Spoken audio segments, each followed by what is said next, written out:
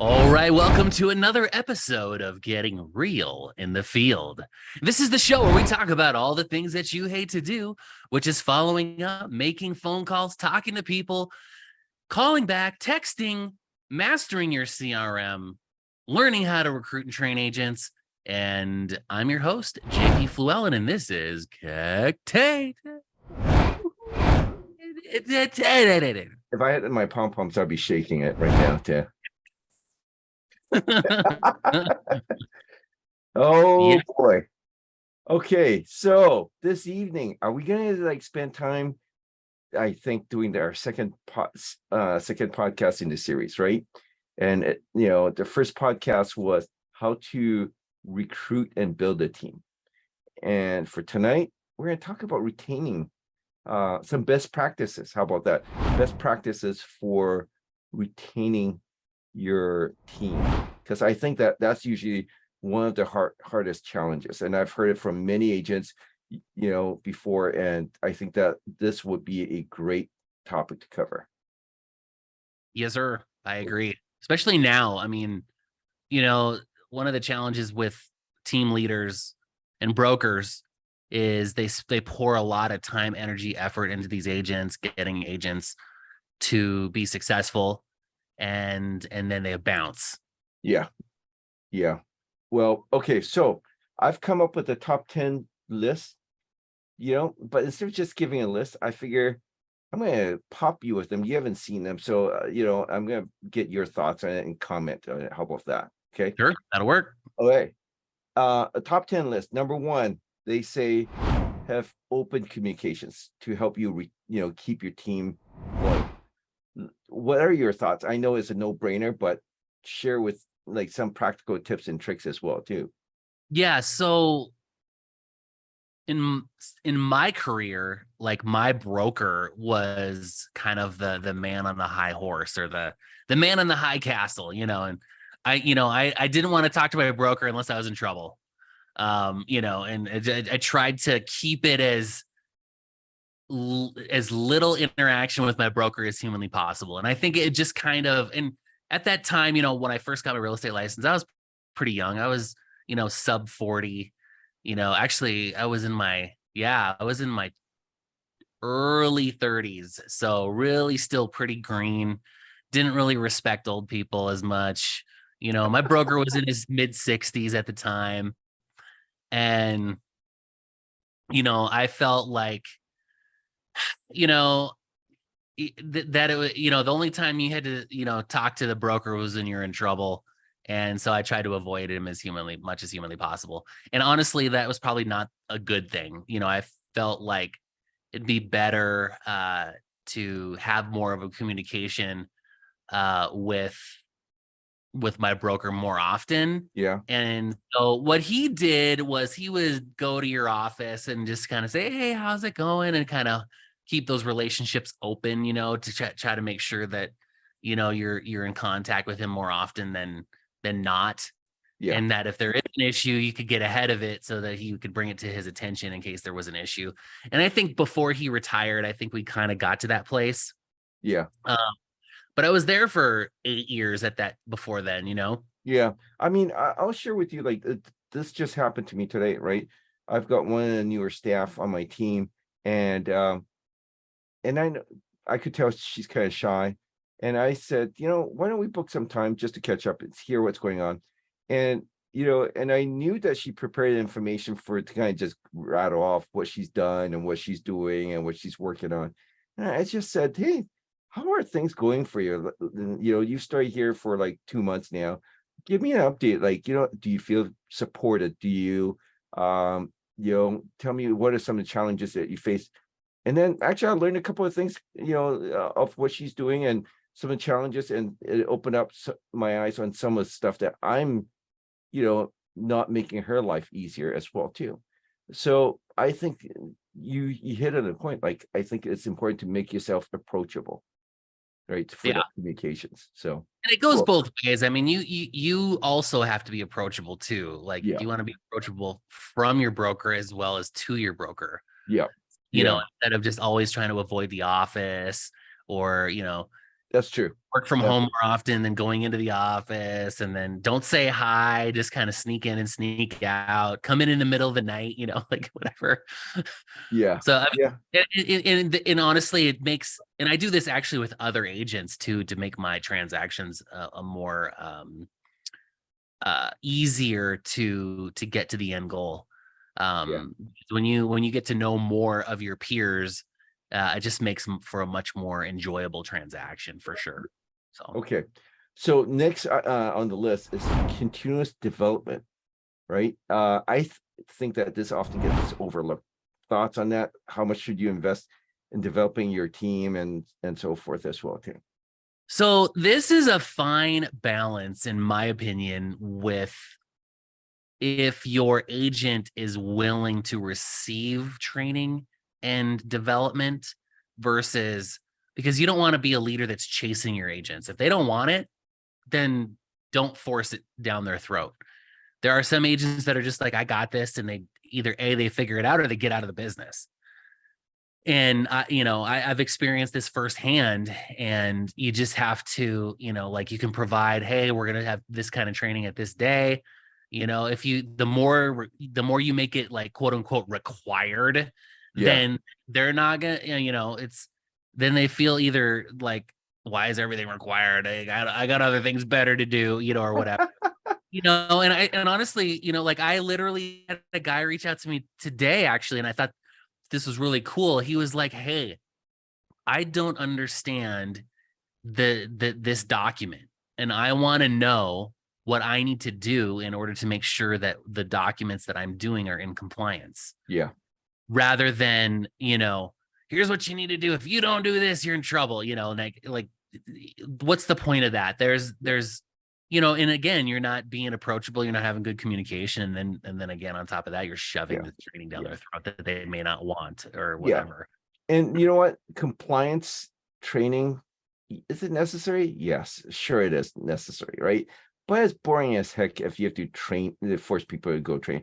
But talking about market trends, tips and tricks of like what's making people successful, I think naturally people will want to show up. And on top of that, especially when you got a bunch of newer agents, is it makes them want to keep coming back, right? And stay Right. for it.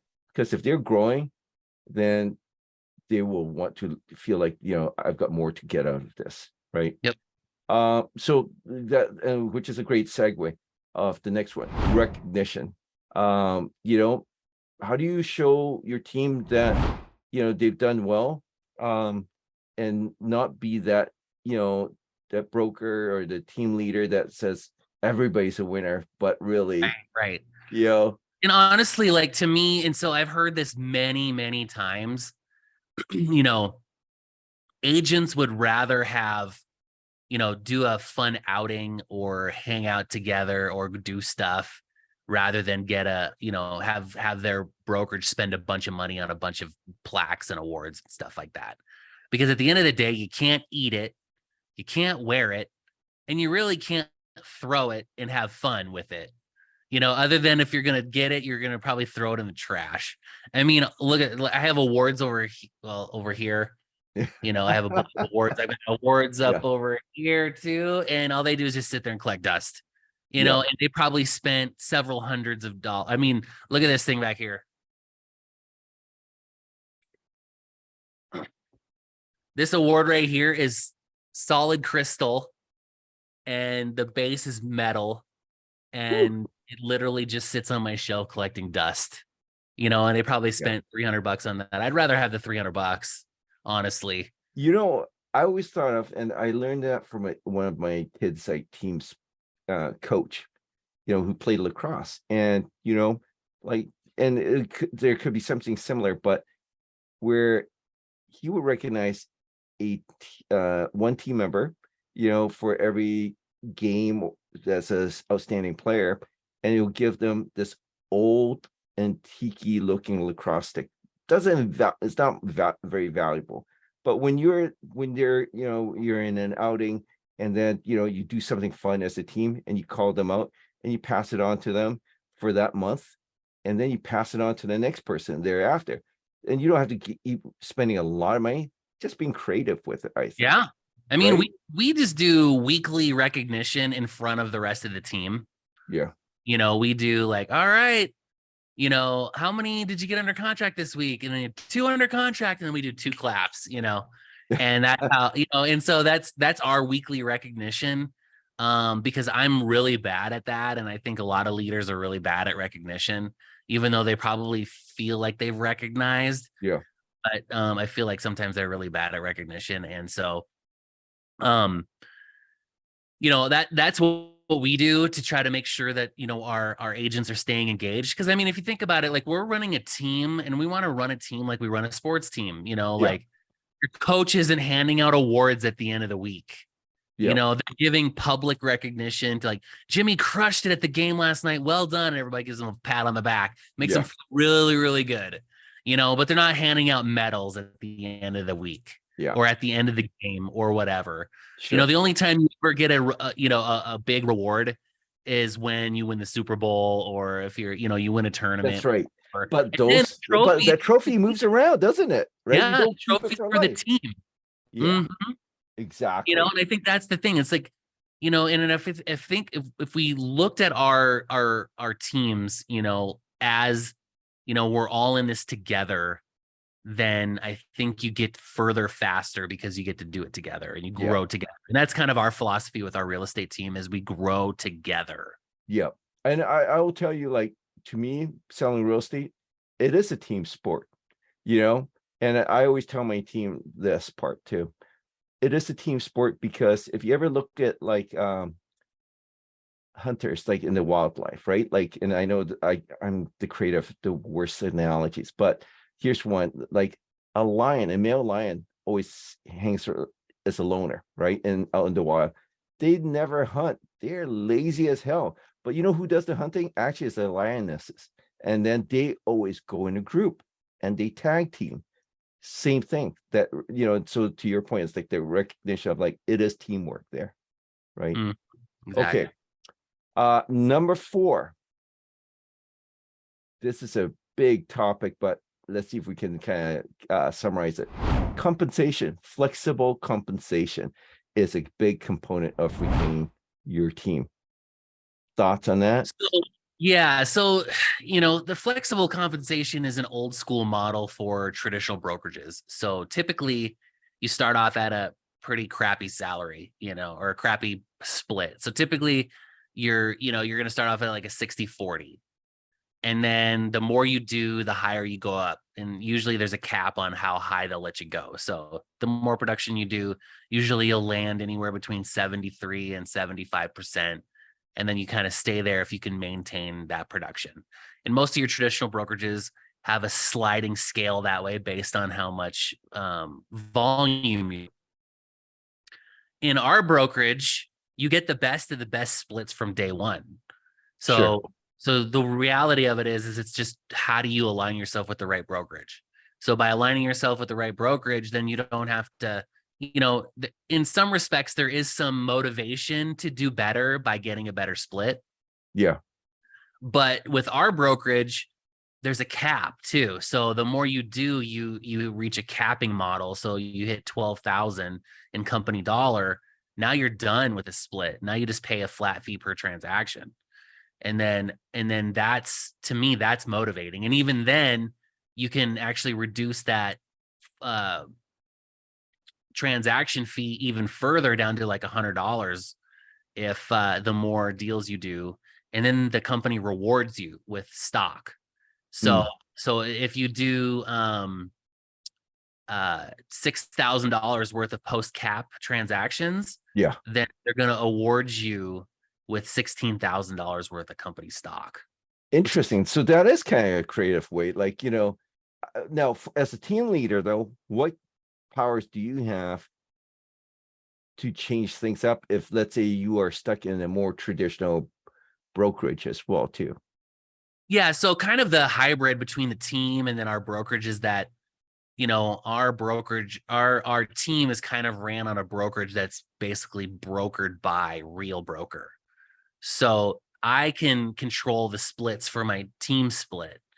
So if if I want to do a capping model on the splits, I can do that. If I want to do a sliding scale on the splits, I can do that. I can say, hey, if you're doing, more than, $5 million worth of company dollar, I could do like, hey, you'll get a free ticket to a cruise of your choice. Yeah. I can do all sorts of I can do whatever I want as far as incentives And are. I think that makes it better, like, to have fun stuff. It's not, yeah, money's good, but they always say money is not always everything. It's the appreciation and the recognition or something cool to kind of say, you know, like the travel, like the cruise or something like that too. So yeah, no, that's good. So Okay. kind of what we do too is just real quick is if you get a bunch of agents that you start developing a trend where you have like 5 or 6 or 7 agents on your team that are producing and they're always like, oh, I was so close to hitting my goal from last year. And then you say, hey, we're going on a company cruise in the fall. And if anybody that does whatever amount, then you can go on that cruise in October or whatever. Yeah. Yeah. Yeah, exactly. Oh, you could do it in like December on the Alaska cruise where it's like really cheap at that point in time, right? And then I'm just kidding. Yeah, when there's nothing going on, you can go at that time. Go in December to Alaska. That's the best cruise there is. Or even Hawaii in the summer. Actually, Hawaii is uh there's no cheap time actually. Summer is not. I just went there not too long ago. Oh, yeah. Yeah, it was not cheap still. So um I hear Guam is nice this time of year, though. oh really? I Okay. had a buddy tell me that Guam is the cheap Hawaii. Oh really? Very similar climate, very similar. It's an Yeah. island, Yeah. and it's just like half the price. Man, my heart, by the way, I don't know if you heard the news, but my heart goes out to the people in Maui. The I did big not. I heard about it, but I did not hear what happened. oh my gosh, the entire town of Lahaina, where a lot of tourists go there, that old town, it's a small town, but you pass through it where all the tourists and all the restaurants for the west part of Maui, it's all burnt down. It's gone. Volcanoes or something or what? What's that? Had a fire? Did they have just had a Yeah, fire? it was a wildfire, and they've got like winds right now and storms that are like kicking up to even 80 miles an hour with the gusts of wind. So when you got a wildfire, like they even had one like back in you know back a couple months ago, another wildfire, but they were able to put that out. But this one, man, if you've seen the pictures, you know, I just feel bad for the people in Maui right now. So Our heart goes out to people in Maui. yep, that's for sure. Okay, so number 5, marketing support. This is one of those things that's a huge thing of how you play it in retaining your your agents on your team. So thoughts? All right, so I don't think, in my opinion, marketing support in the sense of it is your brokerage supporting your brand.